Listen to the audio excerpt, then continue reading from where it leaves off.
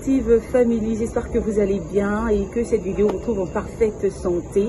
Moi je vais super bien par la grâce de Dieu. Vous vous souvenez, l'année dernière j'ai eu à faire une vidéo sur les 5 types d'amis à ne pas avoir. Et là aujourd'hui la question que je vais vous poser et qui va vous permettre de faire vos commentaires et d'en parler, voilà, de me donner vos idées, vos avis, etc. c'est la suivante. Est-ce que vous pensez qu'après avoir été amis sur une longue période, par exemple, on a fait 2 ans, 3 ans, 4 ans, voire 10 ans d'amitié, et du jour au lendemain, cette amitié-là se brise. Est-ce que vous pensez que après réconciliation, on peut toujours être ces amis proches, ces amis complices qu'on a été avant? À votre avis, est-ce que c'est possible? Moi, particulièrement, je dis non. Je dis non, pourquoi? Parce qu'on a appris finalement à vivre sans l'autre. On a appris à avoir ses habitudes sans l'autre, chose qui n'existait pas avant parce qu'on était tout le temps ensemble, on partageait 1000 et une choses ensemble. Et là, du jour au lendemain, à cause des incompréhensions, notre amitié a dû s'estomper.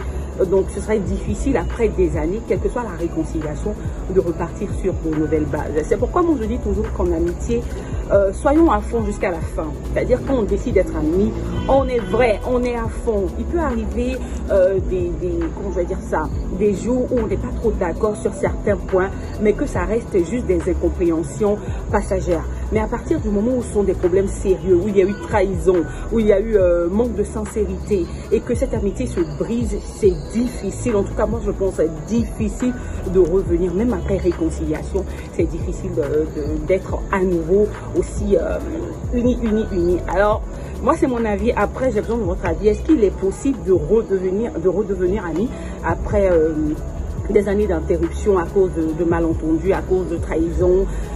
C'est quoi votre avis? J'ai besoin de savoir. Voilà.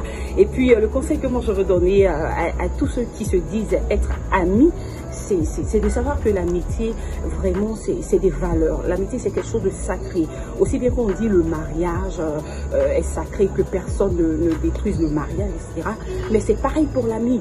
C'est pareil pour l'amitié parce qu'on est à fond dans une relation. On se donne, on se dit tout, on partage beaucoup de choses. Et puis, du jour au lendemain, se rendre compte que notre ami nous a trahis, c'est difficile. Alors faites attention. En 2020, on a eu déjà trop de problèmes de santé avec la Covid-19. Faites attention à qui vous prenez pour amis.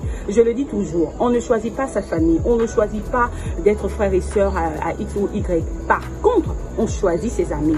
Donc si tu te rends compte que tu es dans une relation amicale assez bizarre, ma soeur, mon frère, quitte dedans. Ne te fais même pas prier. Quitte dedans. On ne te demandera même pas de compte. On essaiera peut-être d'essayer d'arranger les choses et tout, mais c'est tout quoi. C'est toi qui prends la décision de rester ou de partir. Alors, tant que ça ne t'arrange pas, il faut partir. Je vous aime, mais Jésus encore plus.